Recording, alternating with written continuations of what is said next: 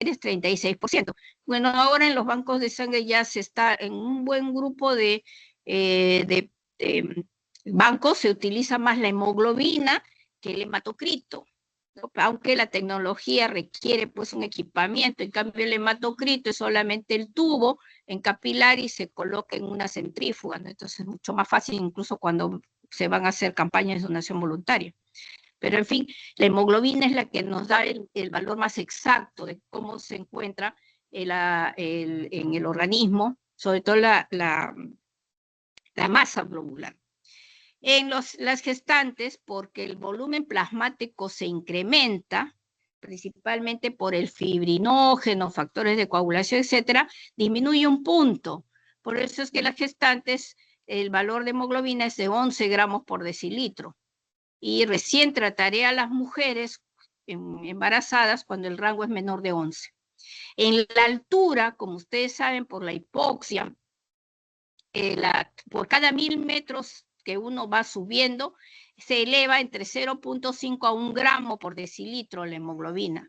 Entonces, si por ejemplo la persona tenía 12 de hemoglobina, por ejemplo la mujer, y va a 3000 metros de altura, máximo debe subir 3 gramos, o sea, de 12 podría tener 15 de hemoglobina. Si rompen esa relación, se llama la enfermedad de Monge, enfermedad de la altura. En el caso de personas y ese es un serio problema que tienen algunas personas que viven en la altura, que comienzan a producir ya la masa globular en exceso. Y comienzan a tener 20, 22 de hemoglobina, y aquí pues hay los problemas de la altura, ¿no? O sea, sobre todo la hiperviscosidad, y eso va a causar una serie de problemas cardíacos, cerebrales, etcétera, ¿no? Entonces, pero ese es a las personas que viven en la altura, y estos cambios se producen a partir de que la persona vive allá, o si por ejemplo una persona del nivel del mar va a la altura, a partir de los 15 días comienza a ver estas modificaciones. Igual, si la persona vive en altura y baja a nivel del mar, comienza a ver las modificaciones 15 días después de estar aquí en Lima. Entonces, una persona que viaja por un paseo en una semana no va a haber mayor modificación en esto, ¿no? Porque no es el tiempo todavía el que se reacciona fisiológicamente el organismo. Y los mayores de 70 años también, porque hay una producción, porque la médula se llena de tejido fibroso, tejido graso, baja un punto. O sea, las personas mayores de 70 pueden tener, en el caso del hombre, 13 de hemoglobina, y en el caso de las mujeres, 2, menos de 13, ¿no? Puede tener 11, sin considerar que que tenga problemas. Entonces, ¿por qué es importante y estamos hablando de la problemática de la anemia? Precisamente porque al haber una disminución de la hemoglobina, que es la que transporta el oxígeno, o de la masa globular, en el caso del hematocrito, entonces en ambos hay una reducción de la capacidad de oxigenación tisular. Y esto va a ser progresivamente, va a haber daños orgánicos, principalmente en los órganos vitales, cerebro, cardíaco y renal. Entonces, ese es el por qué tenemos que diagnosticar la anemia. Y en segunda parte, bueno, tratarla, porque eso es lo más importante, el tratamiento que debe tener la persona. Y para eso tengo que saber la causa. Entonces, en la anemia va a haber una serie de signos y síntomas, pero estos van a depender de varios factores. En primer lugar, el grado de anemia presente. Entonces, claro, por supuesto que si la hemoglobina cada vez es menor, hablamos de anemia severa cuando tiene menos de 5 gramos de hemoglobina o menos de 20 de hematocrito. Entonces, por supuesto que los síntomas y signos van a ser mayores signos, si comparo con una persona que tiene 10 de hemoglobina, por ejemplo, que es una anemia leve. En segundo lugar, el cambio en el volumen sanguíneo total, y esto va en relación a la rapidez con que se establece. Es decir, si por ejemplo tengo un paciente que sufre un accidente de tránsito y pierde el 30% de su volemia, ya llega en shock. Pero si tengo una persona que va perdiendo crónicamente, o sea, pequeñas cantidades de sangre por una hemorragia digestiva, por ejemplo, puede venir con 4 o 5 de hemoglobina y no tiene mayores síntomas, porque es una anemia crónica. El siguiente es el estado del sistema cardiovascular. Aquellas personas que ya hablamos de los pacientes ancianos principalmente, o aquellos que tienen una cardiopatía. Como saben, pues el corazón es el órgano más importante para poder es la bomba y poder distribuir la sangre en diferentes partes del organismo. Entonces, si esa bomba no funciona adecuadamente porque hay una insuficiencia cardíaca o ha habido isquemias anteriores, entonces se va a descompensar mucho más rápidamente, teniendo incluso anemias no importantes. Y lo último es la enfermedad de fondo. La enfermedad de fondo me va a condicionar incluso el pronóstico.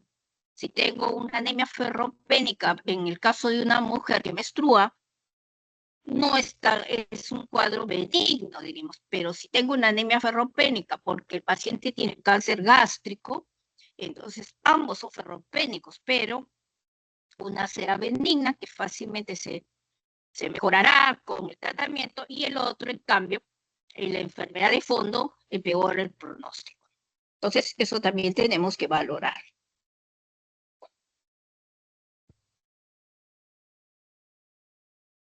En toda patología en general, la historia clínica es fundamental.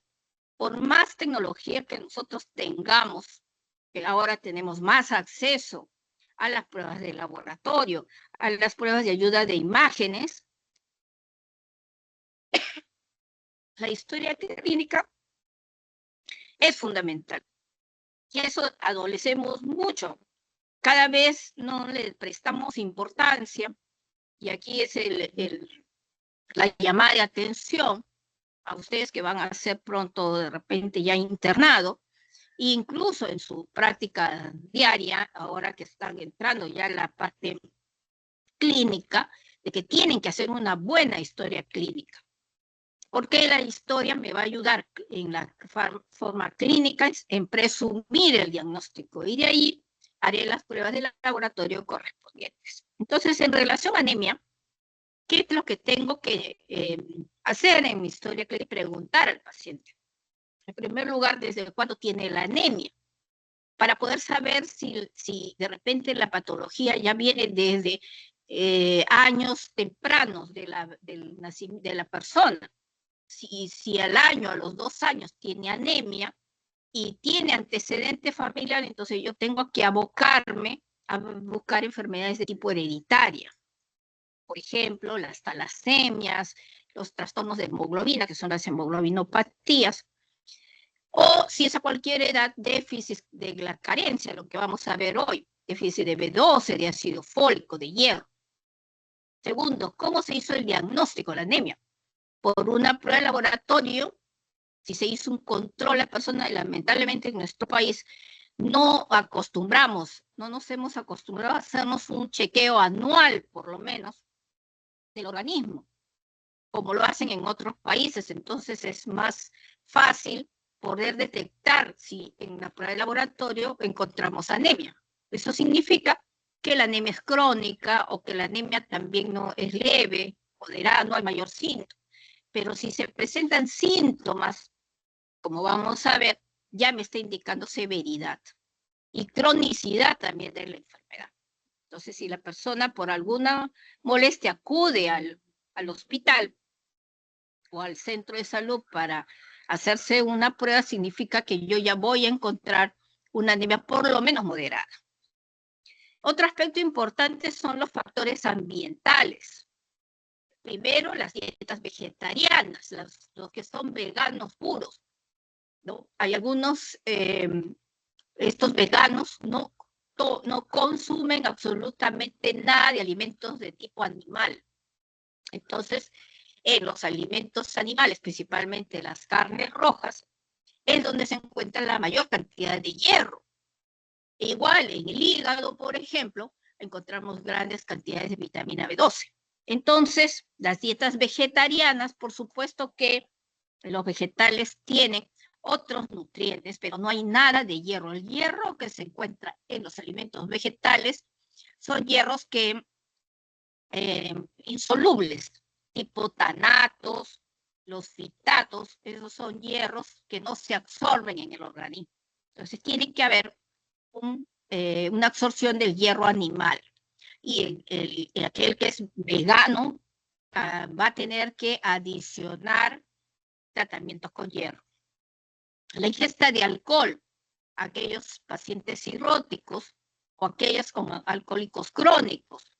Aquí, bueno, por supuesto, el cirrótico tiene mucho más factores adicionales, pero solo por la ingesta de alcohol en grandes cantidades va a interferir la absorción principalmente del ácido fólico. Si la persona tiene una profesión que esté en contacto con sustancias tóxicas, es importante saber si es un agricultor, porque tiene contacto con sustancias, órganos fosforados, pesticidas, o a veces las que trabajan en los salones de belleza con los tintes de cabello, aunque últimamente, bueno, cada vez salen mejoras en los tintes para tratar de ser menos tóxicos, porque es importante el contacto con sustancias tóxicas por si asociamos a patologías ya con daño a la médula, como son las anemias aplásicas, principalmente el síndrome mielodisplásico, algunos tipos de leucemias. ¿De dónde procede la persona? Si viene itérico, con fiebre y de las zonas tropicales, para pensar en anemias hemolíticas de causa infecciosa, por ejemplo, el paludismo. Y se viene de zonas de sierra entre 2.500 a 3.000 metros de altura. Recuerden la Bartonella, que es la enfermedad de Carrión, que todavía sigue presentándose por épocas, por epidemias en las zonas de sierra, e incluso aquí si vamos a ver Bartonella y paludismo, en las zonas como ya yéndose hacia la altura, Huarochirí, en esas zonas, siendo de Lima, puede haber estas patologías. Entonces, tampoco no es que no existan estas patologías, sino que son, sobre todo la Bartonella, es propia del Perú. Y es importante conocerla, esta enfermedad, y considerarla. Porque puedo yo, en un frotis periférico, buscar estos parásitos, porque estos o se introducen al glóbulo rojo, en el caso del plasmodium, o se adhieren a los receptores del glóbulo rojo, como es la Bartonella. Y puede encontrarla en el frotis periférico. Los antecedentes personales, para investigar principalmente sangrados. Entonces, si la persona ha tenido una hemorragia digestiva o ha tenido una evaluación gástrica, ha tenido una endoscopía, entonces ya sospecho que pueda que sea la zona de pérdidas. En el caso de cirugías gastrointestinales, las famosas ahora gastrectomías parciales que se están haciendo por los problemas de obesidad, todos estos causan un defecto en la absorción principalmente de la B12 y van a llevar a anemia megaloblástica. Entonces no hay necesidad de que sea visto por un hematólogo, sino que el cirujano ya tiene que saber que al operar el estómago y parte del intestino son zonas donde vamos a ver si absorbe la B12, incluso el hierro, y estas pueden causar anemias. Entonces, esta persona que se opera va a tener que usar suplemento de B12. Si hay alguna enfermedad de fondo, crónica, insuficiencia renal, la enfermedad hepática, enfermedades reumatológicas, todas esas por anemias por enfermedad crónica. Si se ha realizado un aspirado biopsia de hueso o si ha recibido transfusiones de sangre en algún momento, entonces también para indicarme que la anemia ha sido por lo menos moderada y más aún severa, que ha requerido esta transfusión. Entonces, eso también hay que considerarlo para poder ver que van a ser patologías crónicas. Y de ahí vienen los síntomas. Entonces hay síntomas que son propios de la anemia y eso ya ustedes lo conocen. Cansancio, dolor de cabeza, mareos, palpitaciones, puede haber disnea a medianos esfuerzos, o sea, la persona camina unas 3 cuadras, 4 cuadras, ya se siente la falta de aire, dolor torácico, zumbidos de oídos, son signos de síntomas generales, pero después vamos a ver los síntomas ya propios que nos pueden considerar algún tipo de, ya guiarnos hacia un tipo de deficiencia. Entonces, en base a todo ese enfoque que nosotros hacemos en la clínica, aparte de la evaluación de la clínica, o sea, el paciente va a estar pálido, si está itérico, entonces si hay anemia y hay ictericia, voy a sospechar de una anemia hemolítica. Si está hay una anemia con sangrado, entonces digo, acá puede haber una trombocitopenia, entonces digo, puede haber un daño en la médula. Entonces, la clínica me va a ayudar si tiene fiebre para pensar estas enfermedades parasitarias, o si, por ejemplo, el antecedente de alcohol, para pensar en un cirrótico que esté sangrando y el cirrótico tiene aparte deficiencia por la absorción del ácido fólico, la B12, etc. Entonces, me va a ayudar a sospechar la causa. Y de ahí me voy a la clasificación de la anemia. Entonces, esto lo tienen que tener ustedes en su cabeza. Primero sería aquella destrucción de los glóbulos rojos, estoy hablando de la anemia hemolítica. Entonces, es una destrucción periférica. Segundo, en la producción de elementos esenciales, o sea, que serían las carencias, que serían las sustancias esenciales, son la B12, el ácido fólico y el hierro, los tres. Entonces puedo tener anemias megaloblásticas, anemias ferropénicas. Puede haber ya propiamente un defecto en la producción de la médula por algún daño. Estoy hablando de anemia plástica, síndrome mielodisplásico, o infiltrativas tipo leucemias agudas, mielomas, los mismos linfomas que pueden infiltrar la médula, o tener una metástasis, una neoplasia de alguna zona que ya por la evolución y la severidad de la neoplasia infiltra también la médula. Entonces aquí, cuando hay un defecto en la producción, yo voy a tener que aspirar, hacer un aspirado para una médula ósea y estudiar las alteraciones que se van a ver. Y he puesto un ítem aparte, que son las pérdidas, que en realidad estas conllevan a la anemia ferropénica, pero es la primera causa de anemias. Entonces, cuando tengo un paciente con anemia, lo primero que tengo que buscar son pérdidas. Por eso lo pongo en un ítem aparte, porque las pérdidas son fundamentales y son una causa importante de anemia, que va a llevar a la anemia ferropénica. No olvidemos si tiene un paciente una enfermedad crónica, porque esa enfermedad crónica puede también condicionar anemia, y sobre todo son patologías de muchos años. Entonces, todo eso tengo que evaluar. Y me voy a las pruebas de laboratorio. Entonces, primero pido un hemograma completo para ver la hemoglobina, el hematocrito y ver la severidad de la anemia. Veo los leucocitos y plaquetas para ver si están normales o si están disminuidas. Si están disminuidas, de frente yo digo, puede haber un componente ya de la médula ósea. Un frotis periférico, que es importante, porque yo valoraré en base al frotis periférico, y es mejor que el hematólogo revise ese frotis periférico, porque es diferente cuando nosotros de la clínica vamos a buscar el frotis a la que nos aclare el diagnóstico, a solamente ver una hoja en donde están los parámetros nada más del laboratorio. Las constantes corpusculares, que incluso ya salen en la máquina, que vamos a ver, me ayudan a enfocar anemia. Los reticulocitos, que me indican producción de la médula. Si están bajos, me indica hay un freno en la producción. Si están altos, me indica pues que hay una destrucción, en caso de anemia hemolítica, o de repente la persona está perdiendo sangre y también como respuesta va a haber reticulocitosis. Y otras pruebas importantes, la cinética del hierro.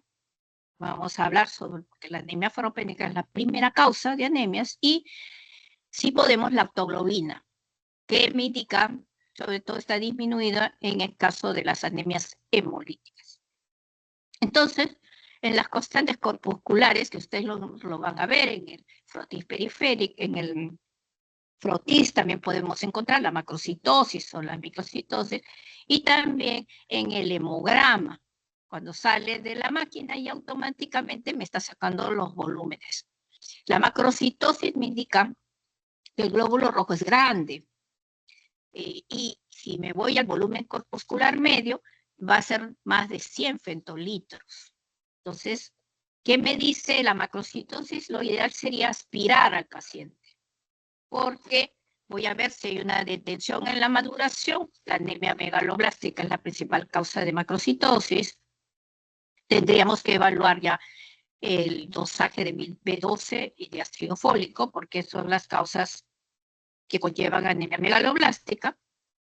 Y sí puede haber macrocitosis sin tener deficiencia estos factores. Hay una detención en la maduración y esto es por problema ya clonal. Estaríamos hablando de síndrome mielodisplásico, el patrón en la médula es muy parecido a la anemia megaloblástica.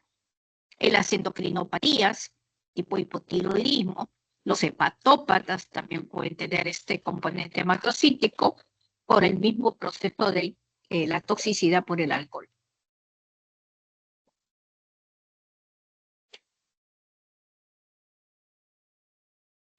Microcítica, el volumen corpuscular es menos de 80 femtolitros, y si me voy al frotis voy a ver glóbulos rojos pequeñitos.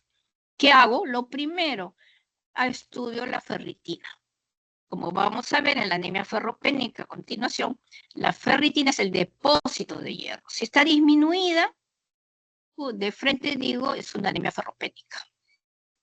Y si está normal o elevada, ya no hay un déficit de hierro, sino que el hierro no se está usando por alguna razón y se queda en el depósito. Entonces tenemos las anemias por enfermedad crónica, tenemos las talasemias, la anemia sideroblástica, etcétera, y esto ya va a investigarse como diagnósticos diferenciales. Entonces, vamos ahora a ver las anemias más frecuentes. En primer lugar, tenemos la ferropénica, que es debida a una disminución del hierro, principalmente, y ustedes saben que el hierro es importante para la síntesis de la hemoglobina, que es la que transporta el oxígeno. Entonces, como dijimos, es la anemia más frecuente a nivel mundial, y la anemia ferropénica se debe pues a un déficit de hierro. El hierro es un oligoelemento que se encuentra en realidad en muchas células del organismo, porque vamos a ver que el hierro no es solamente necesario para la producción de hemoglobina, sino vamos a ver que hay diferentes metabolismos del organismo que va a requerir hierro, y por tanto vamos a ver que cuando hay disminución de hierro, por eso es que vamos a observar ciertas características clínicas asociadas a esto. Pero antes tenemos que recordar que el hierro está en dos compartimientos. El compartimento de depósito, que es la ferritina, y la hemosiderina. La hemosiderina es el hierro que se encuentra en la médula ósea, el sistema del res. Y la ferritina es el depósito en otras partes del organismo. Entonces, si yo quiero investigar el depósito y me quiero ver la hemosiderina, lo que hago es, tengo que tomar una médula ósea y tengo que hacer una coloración especial. Pero ahora ya, como tenemos las pruebas de laboratorio, ya no requiero para una anemia ferropénica aspirar al paciente, porque puedo hacer las pruebas de cinética del hierro, como vamos a ver posteriormente. Y el compartimiento funcional es aquel que el hierro esté en constante reciclaje. Tenemos en la hemoglobina, en la mioglobina, que es parte del músculo, en la transferrina, que es el que transporta el hierro, y en otras enzimas como los citocromos, o sea, que intervienen en otros procesos fisiológicos del organismo y en donde interviene el hierro. Recordar también la absorción del hierro. En primer lugar, se requiere, el hierro entra en forma férrica, que es el hierro inorgánico, que lo vamos a tener y vamos a hablar en qué alimentos los tenemos, y requiere de la acidez del estómago para convertirse en hierro ferroso. Ese hierro, el ferroso, es el que se absorbe en mejores condiciones que el férrico y se absorbe por un componente pasivo, es decir, va a depender de la cantidad de hierro que tenga el organismo y se absorbe en el duodeno y en la parte alta del yeyuno. Si la persona tiene un depósito adecuado de hierro, solo absorberá mínimo, pero mientras más deficiente sea de hierro, a pequeñas cantidades de hierro que ingresen, se va a absorber esas pequeñas cantidades, va a tener una gran avidez por la absorción. Entonces, como ven, el estómago es fundamental. Entonces, si yo por algún proceso quirúrgico retiro el estómago o parte del estómago, quito o hay disminución de la acidez, por ejemplo, que si usan estos protectores del estómago que tienden a alcalinizar el estómago, o si el estómago se aplana ya por la edad y hay las vellosidades del estómago son fundamentales para la absorción. Entonces también vamos a ver qué condiciona deficiencias de hierro. Otra cosa, por eso es que en los medicamentos actualmente ya no tenemos el hierro férrico. Antes había, en lugar del sulfato ferroso, había el hierro férrico, había el gluconato ferroso, que también se han retirado al mercado, y hay que considerar que el hierro es muy intolerante. Ese es el gran problema del hierro. Cuando los tratamientos con hierro son crónicos, no basta un mes, son 4, 6 meses para llenar el depósito. Y a veces más si la persona sigue perdiendo sangre. Por ejemplo, las menstruaciones abundantes. Mientras yo no controle esas menstruaciones, la mujer va a continuar con la anemia, a pesar que le dé el tratamiento. Entonces, muchas personas toman hierro, dicen ya un mes, subió la hemoglobina, pero si no continúa el tratamiento va a volver a caer, porque no ha sido suficiente para llenar el depósito. Y actualmente están saliendo muchas variedades de hierro vía oral, tanto en jarabe como en tabletas, para mejorar la absorción y la tolerancia. El gran problema del hierro es la intolerancia. O sea, como es un metal, aquellos que hemos recibido hierro, a veces no es importante que nosotros como médicos también probemos, ¿no? Y en algún momento vamos a darnos cuenta de la intolerancia que nos va a causa estreñimiento también el hierro. Entonces, la persona abandona el tratamiento y por eso no puede completar y va a continuar con la anemia. Estas son las necesidades diarias de hierro. Son mínimas, basta con una alimentación normal. Si la persona, en el caso de los hombres o las mujeres que no menstruan, entre 5 a 10 miligramos, que es una dieta normal. Las mujeres que menstruan, tendremos que duplicar la cantidad de hierro, ahí sí tenemos que incrementar el hierro en nuestros alimentos, porque sobre todo si la menstruación es abundante, de repente no va a ser suficiente la administración por la dieta y vamos a tener que usar suplementos. Las gestantes, ustedes ven, hasta 4 veces se incrementa la necesidad. Los adolescentes por el crecimiento, hasta 20 miligramos, y los niños también por el crecimiento entre 5 a 15 miligramos. Entonces, los estados fisiológicos también tenemos que ver para poder mejorar la cantidad de hierro que entra al organismo. Es importante también ver los factores, como hemos estado diciendo, que intervienen en la absorción del hierro. Por ejemplo, primero la deficiencia de hierro, como he comentado. Si hay mayor deficiencia, mayor va a ser la absorción de hierro. Factores intraluminales, como hemos dicho, el estómago, el intestino. Si hay una disminución de la acidez o el estómago retirado, entonces puede causar anemia porque es la zona de absorción. La acidez gástrica o la acidez tipo ácido ascórbico, el málico, el cítrico, favorecen la absorción. Pero muchos dicen, tome una limonada o una naranjada y después tome el hierro. Eso, claro, en la parte académica podría ser, pero en la parte clínica ya, el momento del tratamiento, no es recomendable, porque yo le doy un jugo de naranja al paciente, que de todas maneras el cítrico es irritante, y añado el hierro, peor, la absorción, o sea, le va a causar más intolerancia. La ingesta crónica de alcalinos, como hemos dicho, por la alcaliniza al medio, disminuye la absorción, y los hierros que están en los vegetales, fosfatos, fitatos y tanatos que no se absorben. Entonces es importante también considerar los tratamientos. A veces uno dice que la anemia es simple de tratar. No, requiere una buena evaluación y por eso es que muchos de diferentes especialidades inician el tratamiento con hierro y a la hora al no ver respuesta llega al hematólogo. Nosotros tenemos que considerar todos estos factores y considerar también el tipo de paciente para poder ayudarlo en mejorar el tratamiento. Entonces, recordando, esta es la cinética del hierro. Ingresa por los alimentos de 10 a 15 miligramos al día, por eso es que decimos que una alimentación común es suficiente para una persona que no pierde sangre. De este 10 a 15 miligramos se absorbe solo 1 miligramo al día.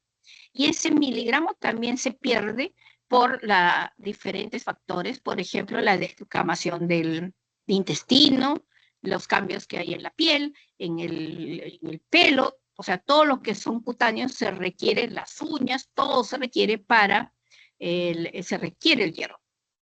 La descamación se pierde 1 miligramo, o sea, lo que se absorbe se pierde. Entonces, este hierro que está en el organismo es el hierro que lo hemos ido adquiriendo en nuestros primeros años de vida. Lo que pasa que nosotras las mujeres sí, este hierro tiene que estar en mayor cambio por precisamente las pérdidas de sangre. Pero un hombre, por ejemplo, que no pierde sangre, el hierro que tiene es el hierro desde sus primeros años y se va a reciclar. Y aquí observan la ferritina, 1000 miligramos de hierro están en el almacén.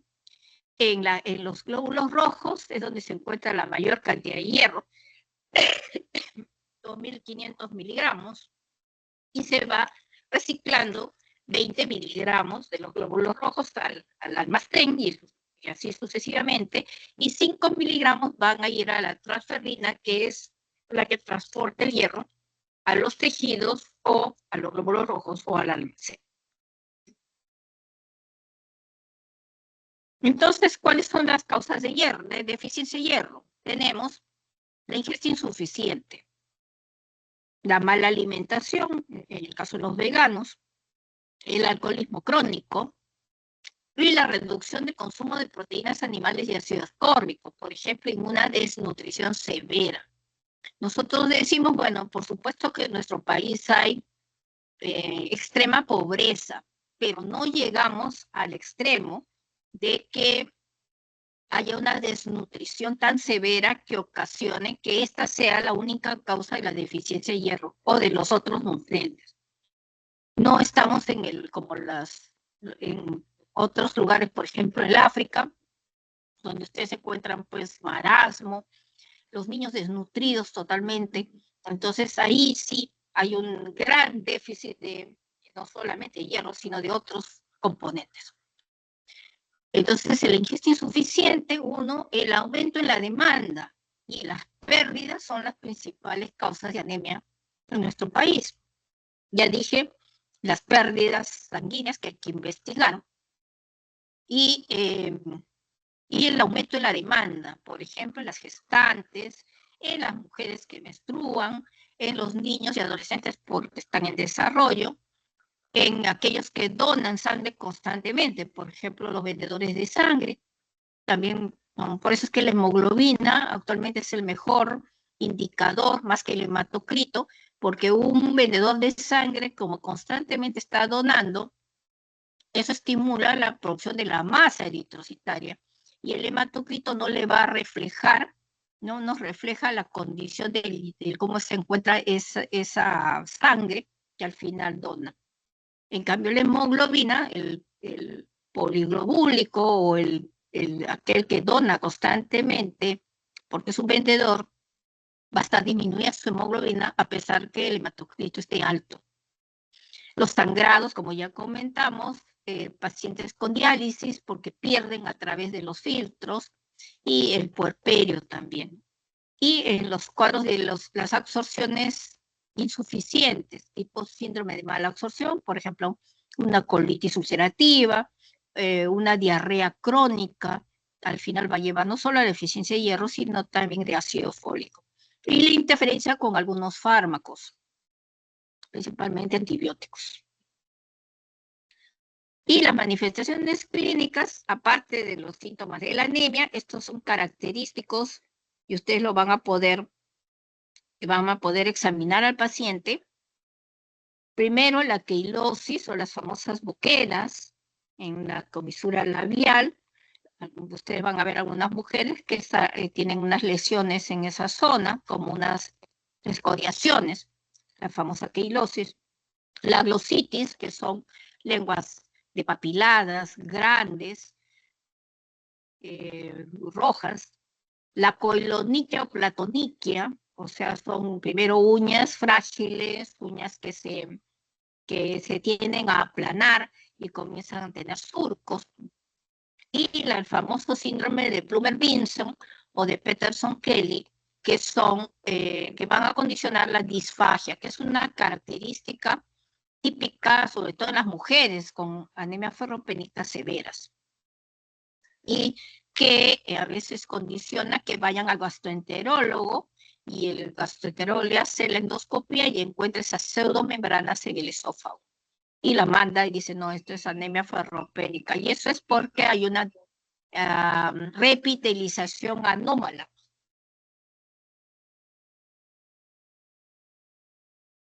del organismo.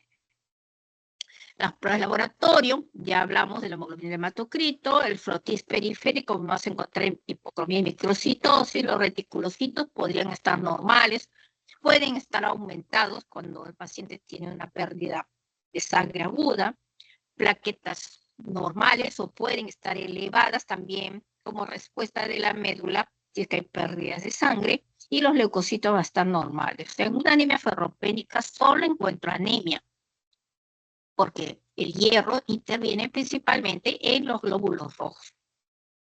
Las constantes corpusculares que hemos dicho, el volumen corpuscular medio va a estar menos de 80 y la hemoglobina corpuscular media menos de 27. O sea, es microcítica e hipocrómica. Y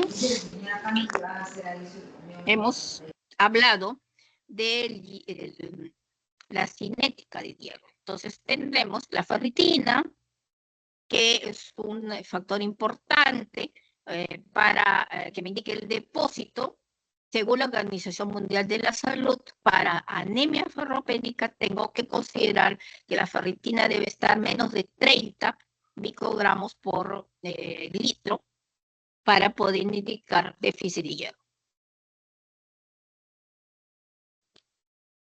La capacidad de saturación de la transferrina, que esta también me va a ayudar a definir si existe, a veces, ustedes saben que la ferritina es un reactante de fase aguda. Entonces, si este paciente que es deficiente de hierro me viene con un proceso infeccioso, por ejemplo, una neumonía, la ferritina ya no va a ser un indicador importante porque puede elevarse. Por tanto, me va a dar una falsa indicación de que no hay deficiencia de hierro, pero eso es porque es un reactante agudo. Entonces hago el índice de saturación de la transferrina, que tiene que estar entre 25 a 35%. ¿Cómo saco el índice de saturación de transferrina? Eso no me lo da el ecograma. Hago es una regla entre el hierro cénico entre la transferrina. y ese valor debe ser menos del 30%, me va a indicar déficit de hierro. Entonces, si tengo una ferritina de 50, sería una ferritina normal, pero la saturación lo tengo en 10, ese paciente es deficiente en hierro. Solo que la ferritina se incrementó por alguna razón, un proceso inflamatorio, probablemente agudo, que lo lleva al paciente al hospital. Y la sideremia, o sea, el hierro sérico, que también lo pueden encontrar dentro de las pruebas de cinética y que es importante para buscar la saturación de hierro, la saturación interferrina, no me sirve para el diagnóstico de ferropenia. O sea, olvídense, el hierro sérico solamente es para sacar, que me ayude a sacar el porcentaje de saturación de transferrina. O sea, si divido el hierro con la transferrina y me sale menos de 30%, me indica, o sea, me va a ayudar a determinar que es ferropénica. Pero el hierro solo no, porque puede disminuir por otras causas. Por ejemplo, el anemia por enfermedad crónica, ciertas hipoproteinemias, etc. Entonces, las pruebas que valoran, tendríamos la ferritina sérica disminuida. Aquí he puesto menos de 12, pero según la OMS es menos de 30. Bueno, podría estudiar la hemosiderina, pero para esto tendría que hacer la médula ósea y no requiero porque vamos a ver por las otras pruebas, puedo definir, vamos, tenga anemia ferropénica. Y también depende del estadio.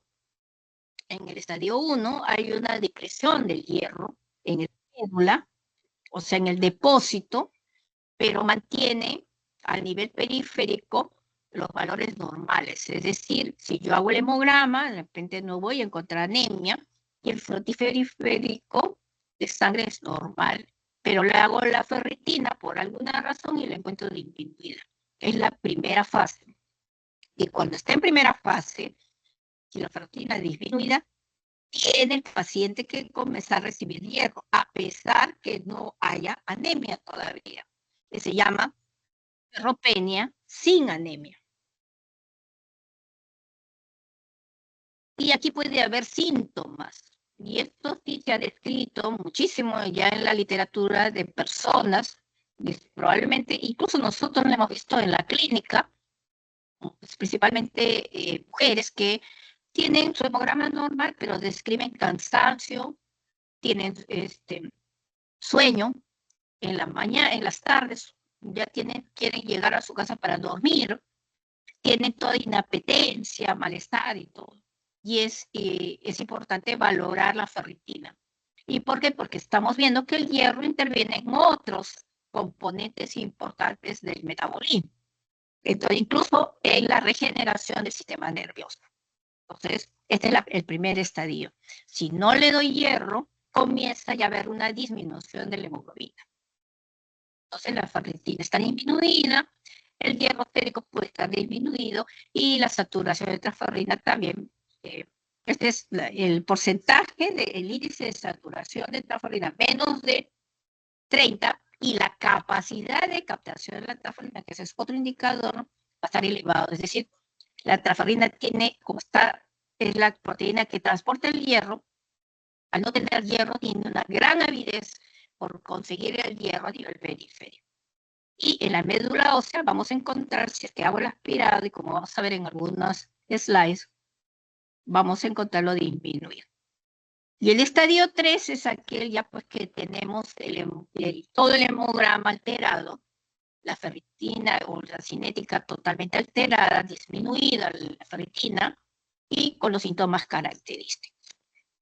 Aquí tenemos los diferentes estadios.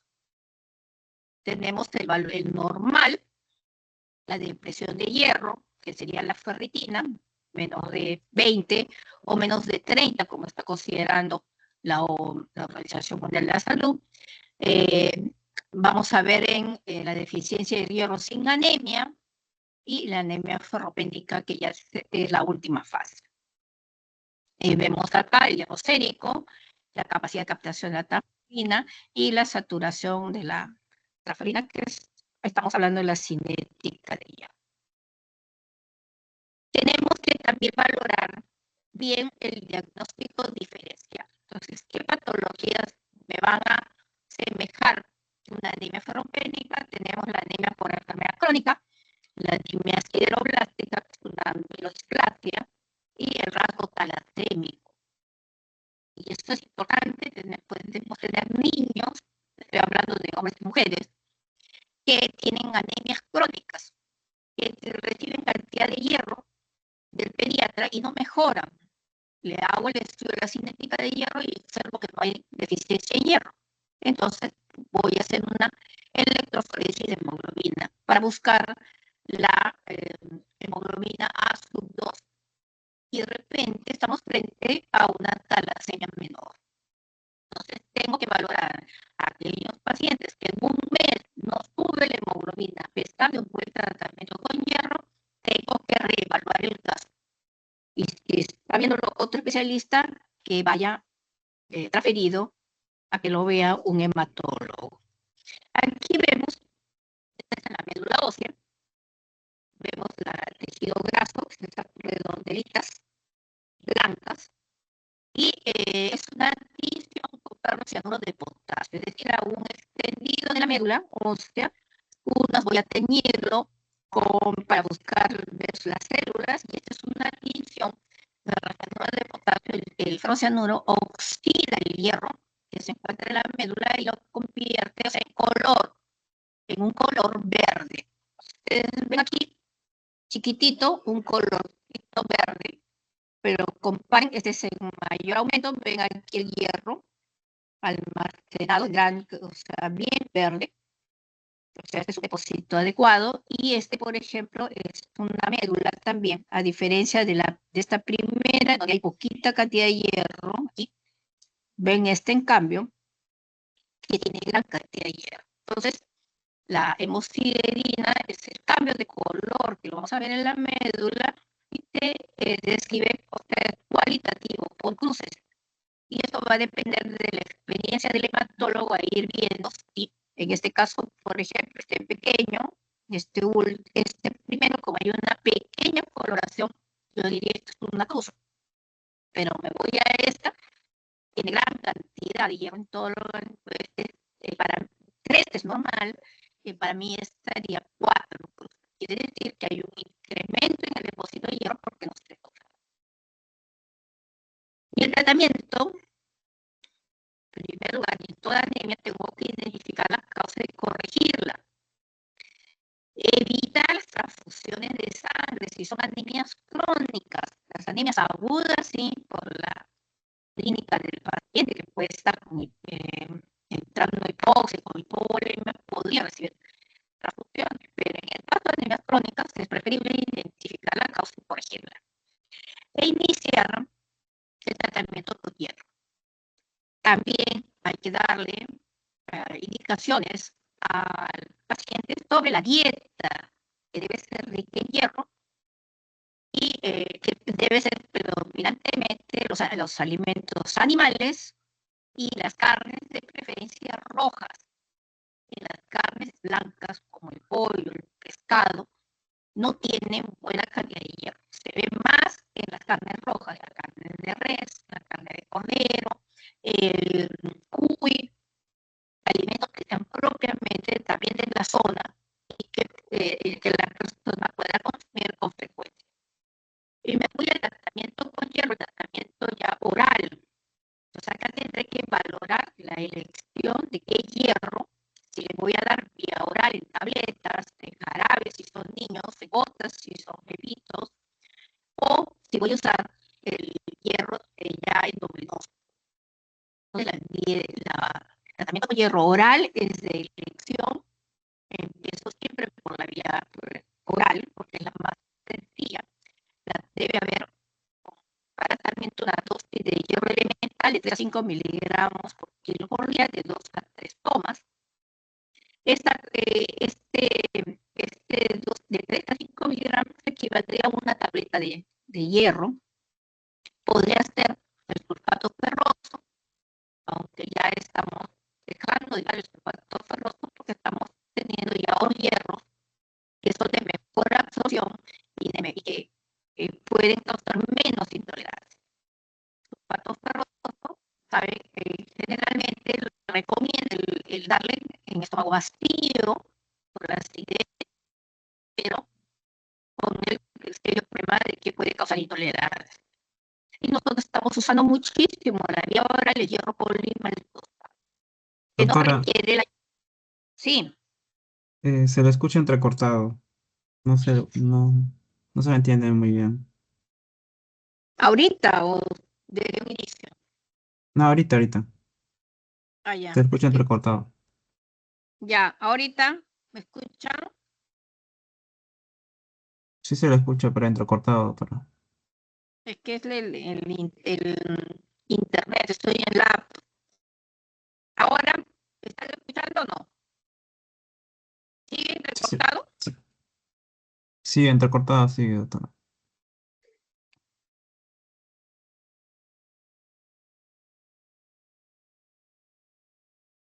A ver, vamos a ir. ¿Sí?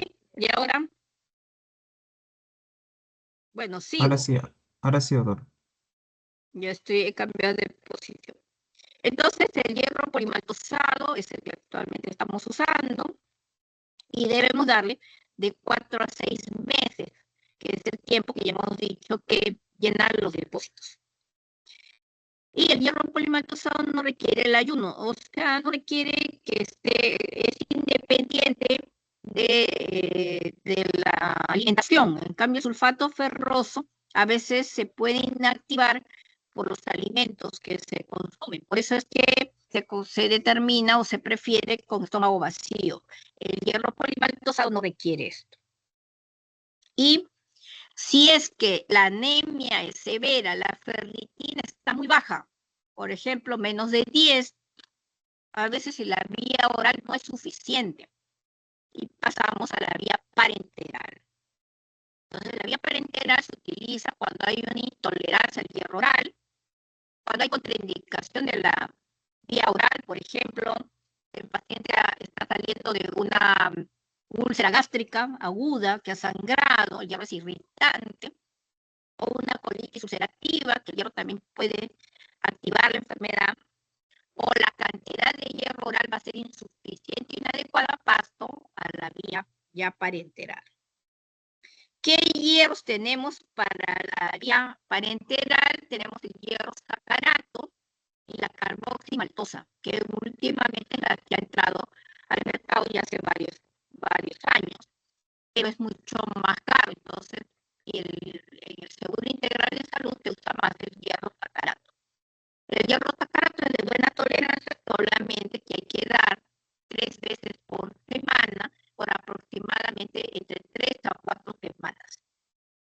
¿Cuánto viene el hierro sacarato? Vienen ampollas de 100 miligramos.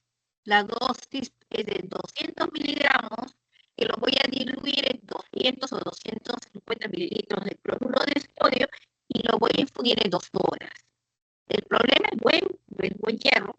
El problema está el tiempo. Tiene que ser de repente interdiario, lunes, miércoles y viernes, o martes, jueves y sábado, y entre 3 y 4 semanas. Y después de una semana ya he concluido el tratamiento para hacer, el, hacer el hemograma y evaluar la respuesta. Y las transfusiones de sangre vamos a dejarlo para pacientes que tienen comorbilidades. Por ejemplo, si tiene una hemoglobina menos de 7, pero tiene una cardiopatía, tiene una insuficiencia respiratoria, o sea, tiene algún factor condicionante que va a demorar, si yo doy el hierro endovenoso, va a demorar que pueda subir la hemoglobina, entonces tendré que transferirla.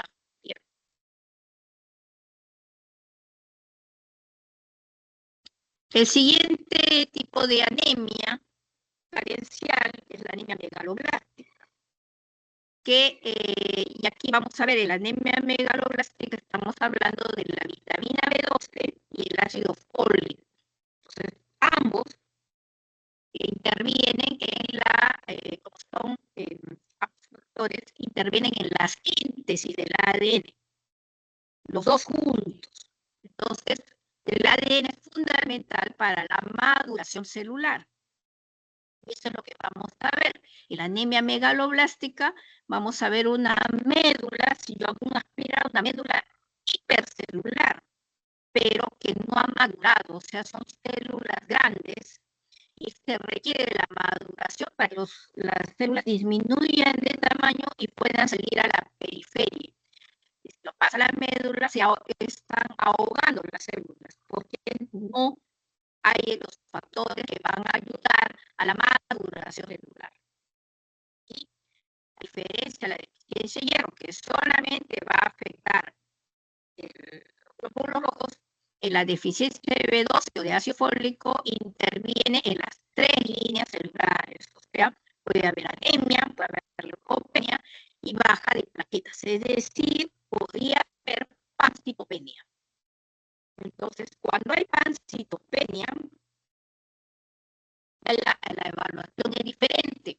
Y en las pancitopenias es preferible hacer un aspirado de médula ósea para poder definir si tenemos este problema en la duración celular o si se trata de otro componente, ejemplo de hipocelularidad, que estamos hablando de aplasia, o un síndrome mielodisplásico que entraría como diagnóstico diferencial. Entonces, en cuanto a los componentes importantes de la anemia megaloblástica serían los folatos y la B12. Los folatos, la única fuente de ingreso de los folatos es la dieta, predominantemente en los vegetales y también en el hígado. Y entra al organismo y requiere que sea la forma activa, que es el tetrahidrofolato.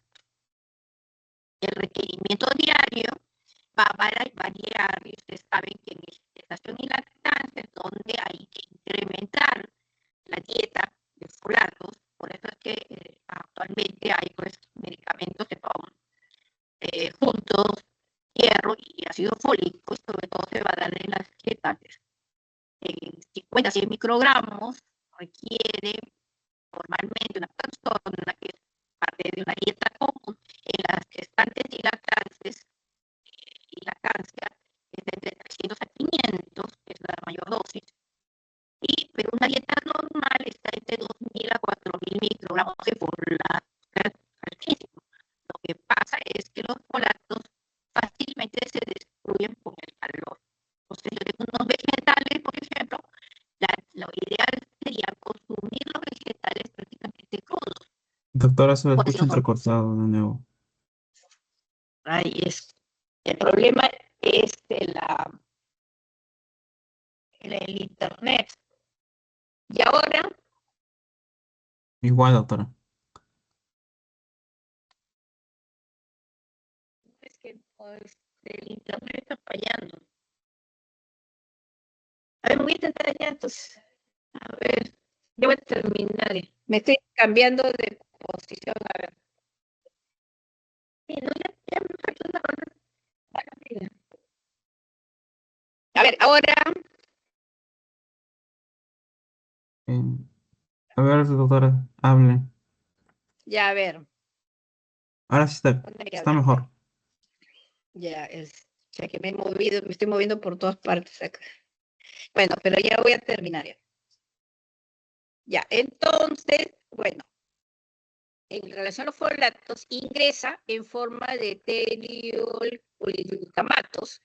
En el intestino delgado se van a transformar a monoglutamatos, es decir, fracciones más pequeñas, y por difusión pasiva pasa al organismo. La leche materna, el ácido ascórbico facilitan su absorción. Por eso es que es importante la lactancia materna. En el caso de la vitamina B12, es la llamada cobalamina. Y cuando hablamos de ya medicamento, es la cianocobalamina.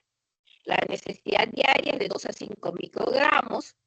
El contenido total de una dieta es de 2 a 5 miligramos y en el hígado se encuentra la mayor cantidad de B12, que está en relación a 1 miligramo. Por eso En la B12 hay gran cantidad de B12 en el organismo, que si es que hay un problema en la absorción de la B12, las reservas se van a agotar en 3 a 4 años. O sea, un paciente que tiene déficit de B12 con problemas ya de anemia, quiere decir que la deficiencia la ha tenido muchísimos años antes. Y bueno, la B12 obviamente también se ingiere por la dieta, porque no se puede sintetizar el mismo organismo. Hay organismos, por ejemplo, los perros, los gatos, la mayoría sintetizan su propia B12. Por eso es bien raro que en los animales inferiores haya deficiencia de B12. En cambio, en nuestro organismo, el ser humano no produce, requiere del ingreso de la B12 a través de las carnes, hígado, vegetales, principalmente el hígado, principalmente es la fuente más importante de B12. Y esto también respecto fisiológico, que ya ustedes recuerdan, cómo es la absorción de la B12. Primero ingresa a los alimentos, se libera en el estómago por la forma de cianocobalamina.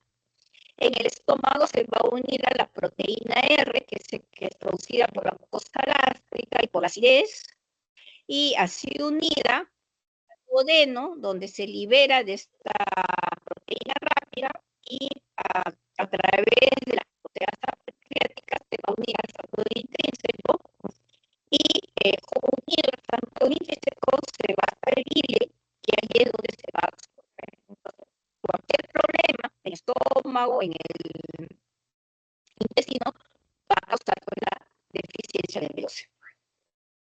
Y aquí tenemos un comparativo entre la B12 y el ácido fólico.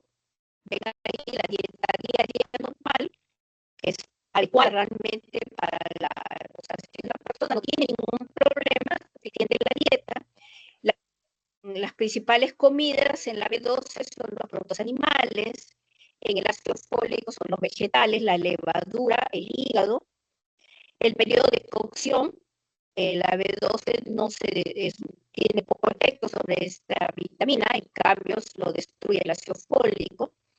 El requerimiento diario de la B12 es 1 a 2 microgramos y el ácido fólico de 100 a 200 microgramos. Y los depósitos en el organismo, la B12, son altísimos, suficiente para 2 a 4 años. En cambio, la del ácido fólico, en 4 meses, si no recibe un buen aporte de ácido fólico, va a condicionar una anemia megaloblástica por disminución de este componente.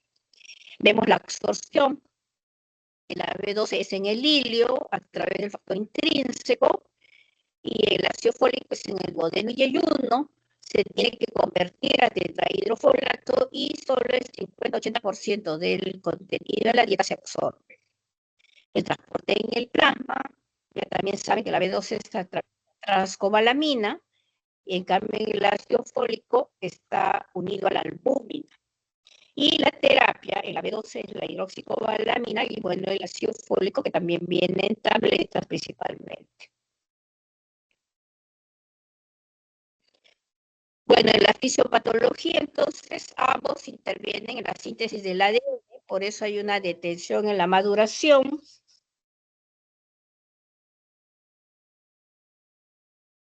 Y puede haber incluso pancitopenia, que eso es lo que hemos ya comentado.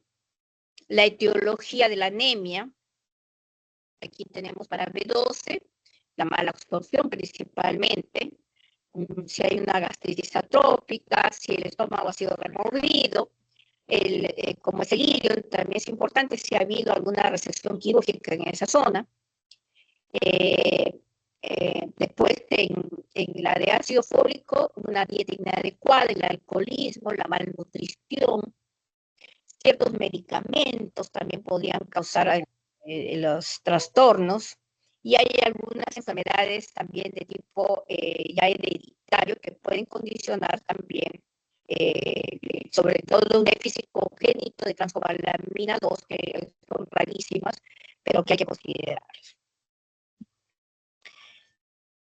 el dosaje de las vitaminas, la B12, de 200 a 900 picogramos por mililitro y el ácido fólico entre 6 a 20 nanogramos. Y por último, el tratamiento de la deficiencia de vitamina B12 se debe administrar, si podemos darle hidroxicobalamina en ampollas. Se inicia con una ampolla diaria por 7 a 10 días, luego pasa a una ampolla semanal por un mes y luego una ampolla al mes de por vida. Aunque ahora ya se tiene la B12 en tabletas y también para uso sublingual, que bueno, eso no lo cubre el CIS, pero la persona si no que hay una incomodidad en aplicarse porque la ampolla es dolorosa, porque es medio espesa, podría usar la vía oral. Y el ácido fólico, vía endovenosa o intramuscular no hay, el uso es exclusivamente por tabletas, viene de 0,5 miligramos y podemos darle 2 a 3 veces al día y posteriormente una al día y dependiendo aquí hay que buscar la causa, ¿no? Si es por en el momento de la gestación, termina la gestación, podemos dar durante la lactancia y si la persona tiene una buena nutrición, deja ya de tomar la medicación. Y aquí tenemos algunos slides. El primero, ustedes ven este proteín periférico, ven esos glóbulos rojos enormes. Estamos hablando de macrocitosis. Entonces, la primera sospecha, si estoy frente a un paciente con anemia, tendría esta macrocitosis, sospecho en una anemia megaloblástica. La médula ósea, ustedes ven, esta es una médula donde ven estas células enormes también con un halo celeste o medio violáceo, son los megaloblastos. Entonces la médula lo que pasa es que se ahoga porque tiene gran cantidad de células como estas, por ejemplo, que están en esta división, pero que no pueden, al no tener ADN, no pueden madurar y esto significa disminuir de tamaño y por tanto condicionar problemas de anemia porque no salen las células a nivel periférico. Bueno, eso es todo. Acá dejo algunos algoritmos que no sobre que son para los otros tipos de anemia, por ejemplo, la anemia hemolítica, ¿no? Les dejo algunos algoritmos para que se puedan considerarlo para las diferentes variantes de anemias. Bueno, eso es todo, chicos. Voy a tratar que a la próxima buscar otro sitio donde poder captar mejor la señal, pero bueno, ya hemos superado por lo menos este problema ahora. ¿Alguna pregunta?